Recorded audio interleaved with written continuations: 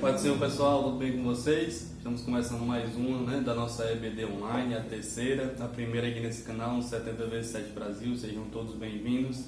E durante todo esse trimestre a gente vai estar aqui dando a EBD da classe dos jovens, E nesse novo trimestre que começa hoje, nós estaremos estudando sobre tempo de conquistas, Fé e obediência no livro de Josué. Então, durante todo esse trimestre a gente vai estar estudando sobre o livro de Josué, sobre todos os feitos, de Josué enquanto esteve como líder ali do povo de Deus ali na terra, na entrada de Canaã e toda a conquista da Canaã.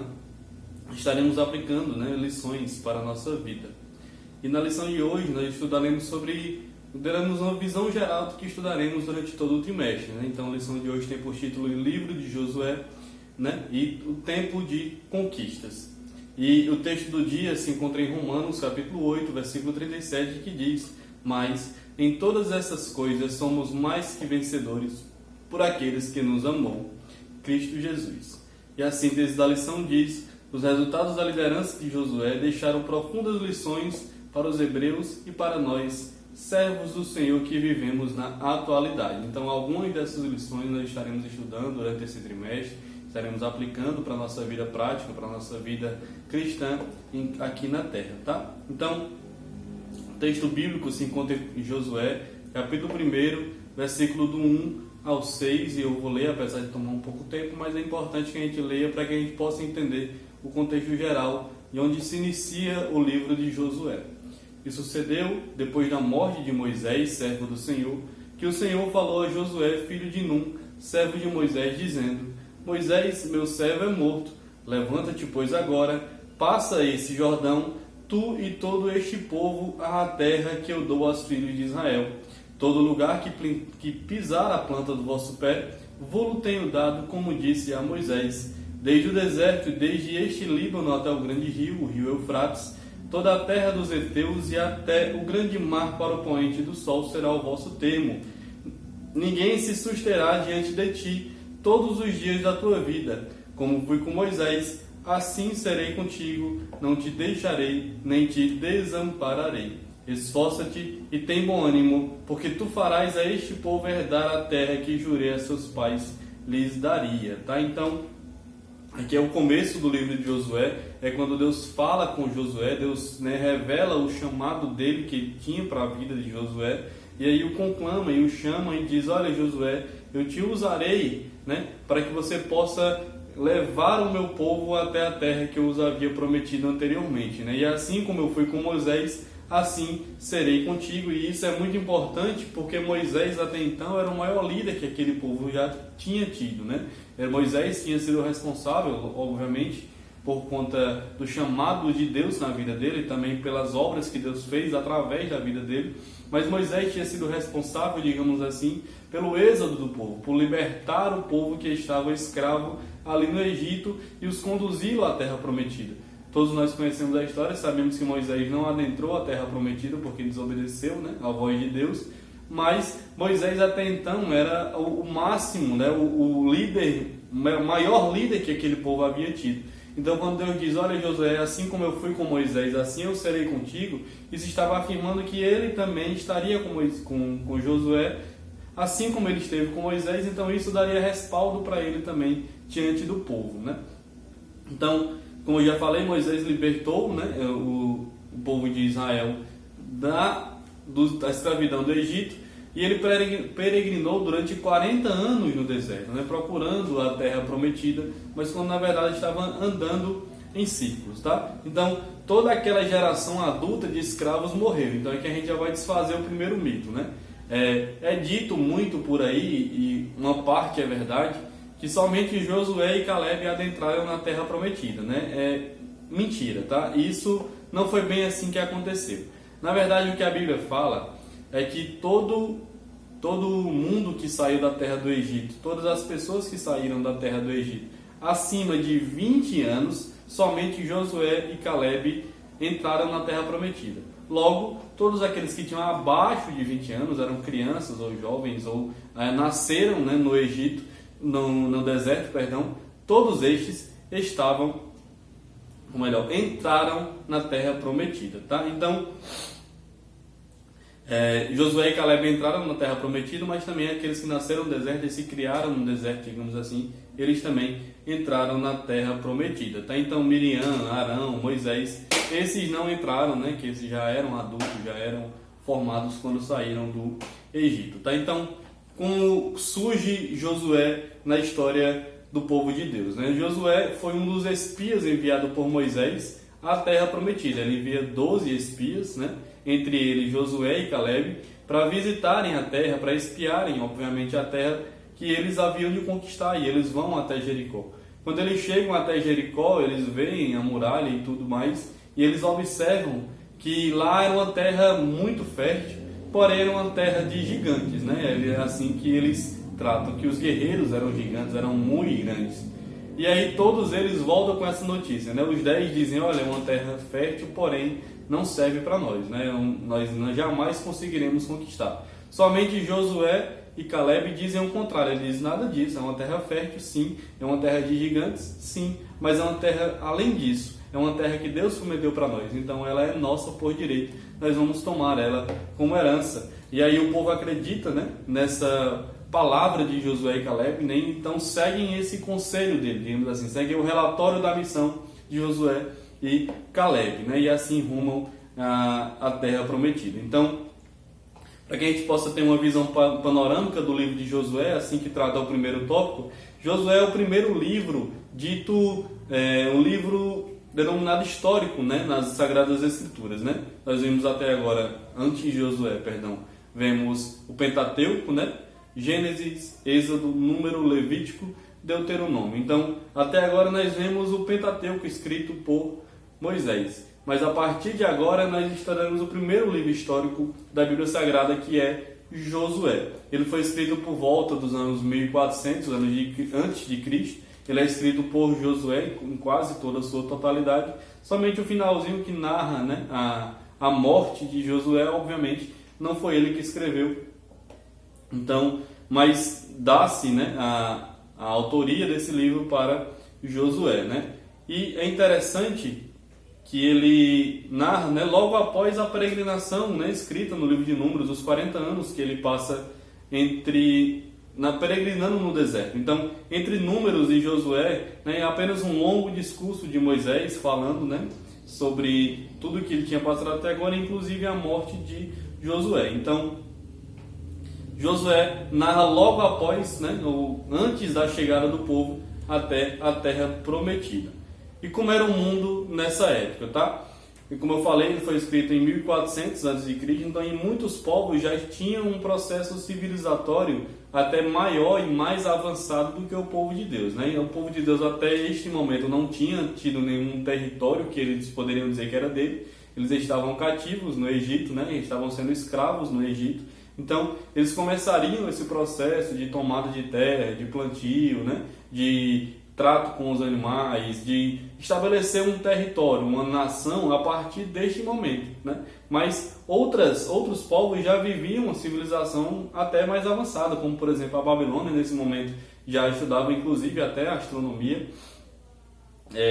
No Peru já tinha alguns povos. No Japão, uma primeira fase da civilização Jomon chegava, né, já ao seu auge. Então, nós vemos que muitos povos já tinham avançado em civilização, né? É interessante que Israel ela é formada, como eu já falei, por escravos, ou melhor, por ex-escravos, né? E se a gente olhar, hoje Israel é um país de primeiro mundo, né? Então a gente vê um país que demorou a ser civilizado, digamos assim, um país que começa já tardiamente a sua civilização, um país que começa, né, a sua primeira população é de ex-escravos, mas como é o povo de Deus, o povo escolhido, hoje é uma das nações mais prósperas que existe em um país de primeiro mundo, tá? Então, esse é o contexto histórico de Josué. Mas, e a respeito de Canaã, o que é que a Bíblia fala sobre Canaã? O território de Canaã, né, a terra prometida, ele ficava num lugar estratégico entre o rio Eufrates e o grande mar que a Bíblia fala. E ele era de um povo muito idólatra e muito pagão, digamos assim. O povo de Canaã era realmente terrível. Eles adoravam a vários deuses, eles se prostituíam no meio dessa adoração, né? Tinham um rito sexual para adorar os seus deuses, e eles eram muito ruins, né? É assim que a Bíblia trata. É por isso que quando Deus ordena a Josué que ele entre na terra prometida, ele fala para matar todos eles, para não poupar nem as crianças, né? Alguém vai dizer, mas Deus é muito mau, é um Deus muito ruim. Ele pediu, né? Ele ordenou que matasse a todos.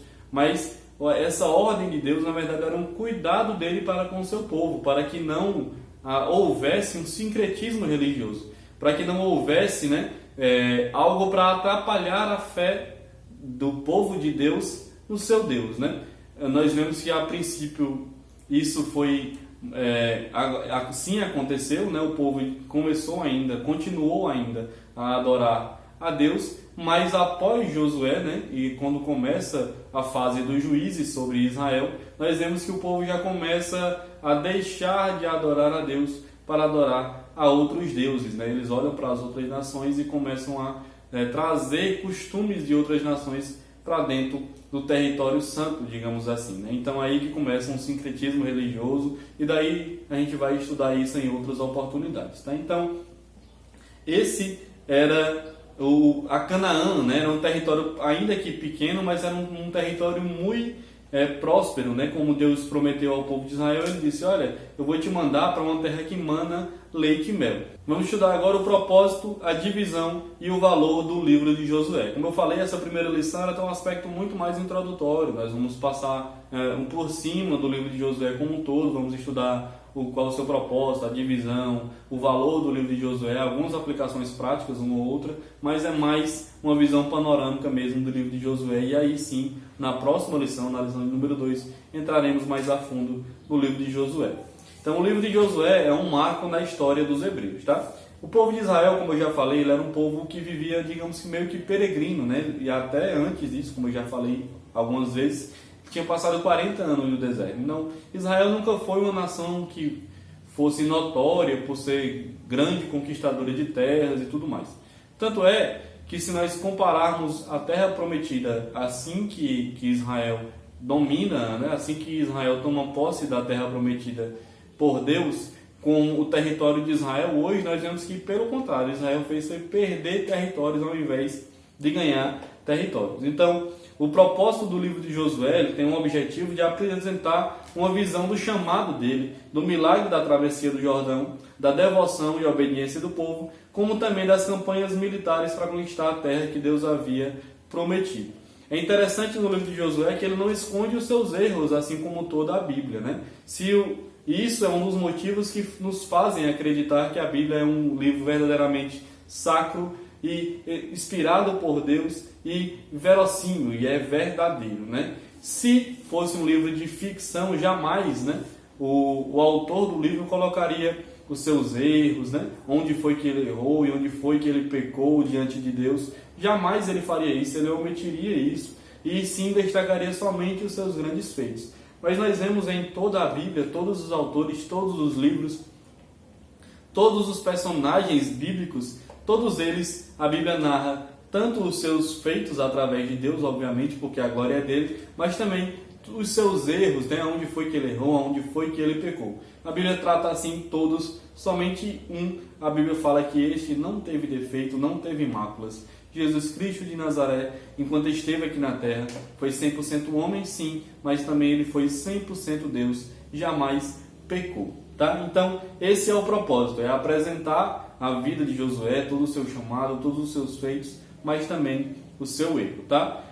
Quando ele fala da divisão do livro de Josué, é algo muito mais didático, né? Uma forma de nós estudarmos o livro de Josué separando ele por etapas, né? Então, a primeira etapa, o autor chama de preparação para a conquista, né? Ele afirma que tirou essa divisão da Bíblia pentecostal, né? A Bíblia de estudo pentecostal. Então, a preparação para a conquista é a primeira parte, né? E ela se divide em duas, preparando o povo e preparando a estratégia, né? Então, esse trecho da preparação para a conquista, ele começa em Josué capítulo 1, né? E vai até Josué capítulo 3, versículo 15, né? Então, todo este momento ainda é preparando para a conquista de Canaã, né? Primeiro ele prepara o povo, depois ele prepara a estratégia.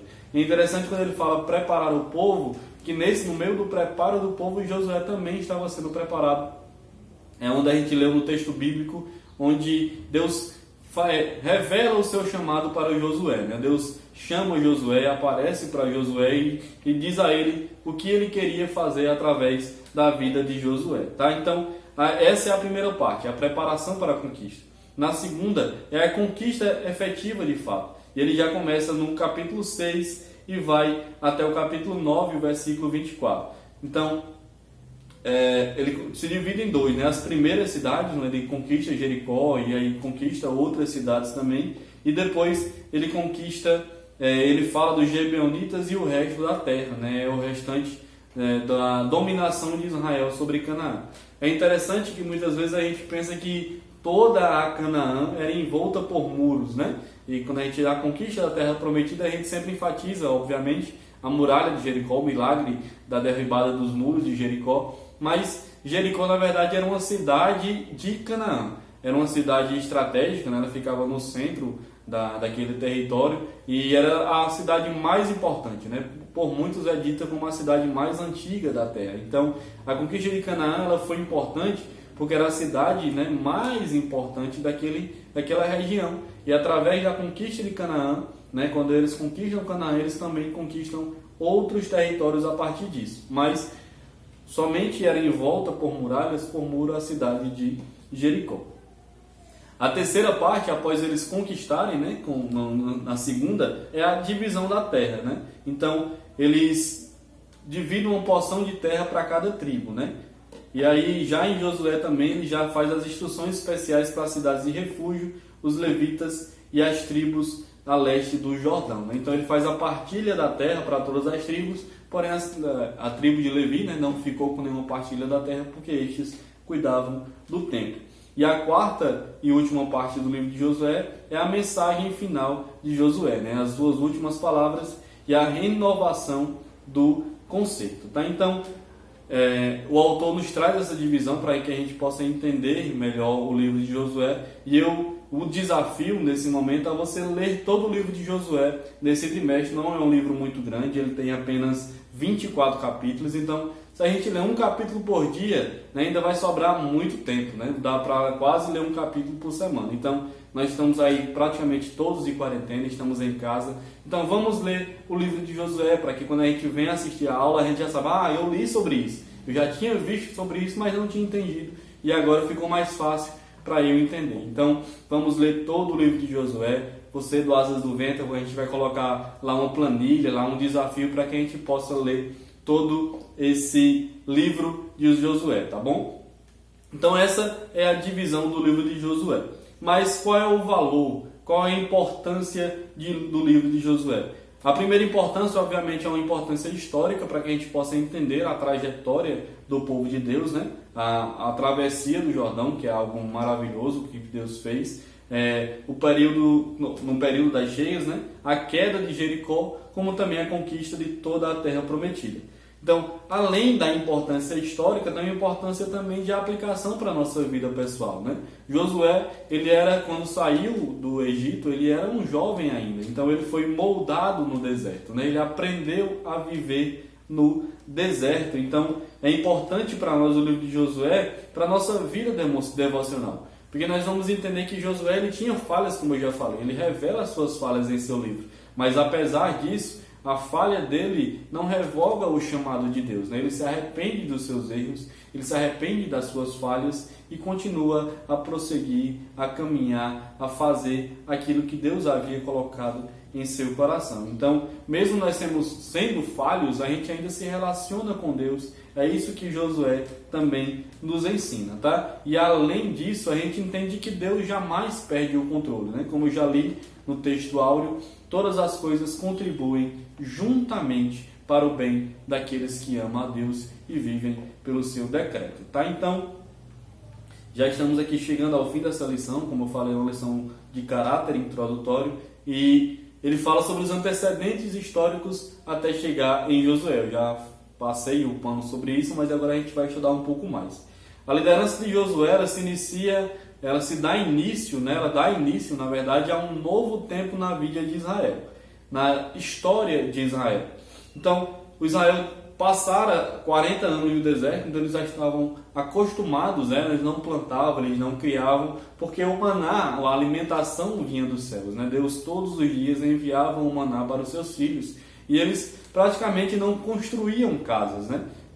De noite havia uma nuvem que os ou melhor, de dia havia uma nuvem que os protegia do sol, e à noite e do calor escaldante do deserto, e à noite uma coluna de fogo que tanto iluminava quanto também aquecia, já que o deserto é muito frio à noite. Então eles não tinham moradias, né? Eles moravam, né, em tendas frágeis e tudo mais.